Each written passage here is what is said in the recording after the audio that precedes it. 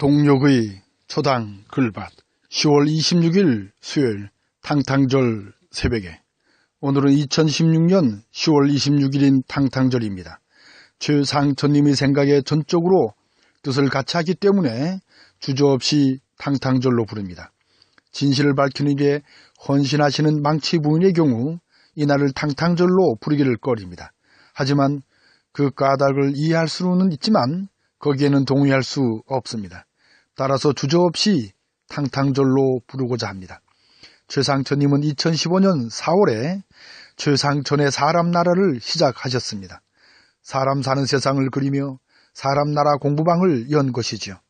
이 나라가 사람 사는 나라가 아니라 조폭이 다스리는 나라라는 것을 알게 되었기 때문입니다. 그래서 사람 사는 나라를 꿈꾸며 공부가 필요하다는 결론에 이르게 된 것으로 여깁니다. 그러니까 대한민국의 역사는 조폭의 역사인데 조선 민주주의 인민공화국인 북한도 마찬가지라고요. 그러니까 남이나 북이나 정신병 수준이라고 잘라 말씀하십니다. 이런 나라를 바르게 세워놓은 일에 작은 힘이라도 보태겠다는 마음으로 주어진 삶을 삶아왔죠. 저희 오늘도 그런 날들 중에 하루일 뿐입니다. 하지만 이런 삶은 대단한 일로 내세울 것도 못 됩니다. 생겨먹은 것이 그렇게 생겨먹었기 때문이라고 보면 틀림이 없으니까요. 어쩌면 존재의 시작에서부터 이와 같은 숙명적인 삶이 주어진 것일 테지요.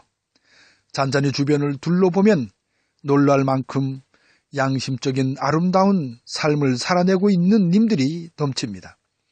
그런 님들 중에서 오늘은 탕탕절의 중심에 서 계신 두 님이 사무치게 그립습니다.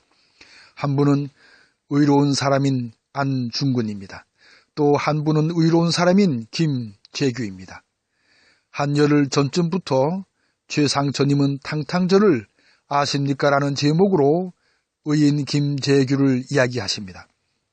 님은 참 사람으로서 그야말로 참 삶을 어떻게 살아냈는지를 알게 해줍니다. 어쩌면 이 땅에 김재규를 의인으로 살려내는 일이야말로 분단을 이기는 지름길인지도 모르지요. 아니 분단이 낳은 수많은 아픈 상처를 아물게 하는 일이 분명합니다. 그래서 지난해에도 지난해에도 그리고 그 전에도 이날 결코 잊지 못했으니까요. 아니 결코 잊을 수 없는 날이었죠. 그래서 이렇게 하자고 외쳐봅니다. 탕수육, 매운탕을 시켜 즐겁게 먹으면서 탕탕절을 이야기하자고요. 딱 종에 화약을 넣고 힘껏 당겨 탕탕하고 소리를 울려 보자고요. 그래야 못된 년놈들의 간담을 서늘하게 만들 테니까요. 그래야 이토 히로부미, 이승만, 박정희, 전두환, 이명박, 박근혜, 그리고 이정현 같은 못된 놈들이 감히 생기지 않을 테니까요. 이 탕탕절 새벽에 주저없이 민족과 역사의 방아쇠를 힘껏 당깁니다. 고맙습니다.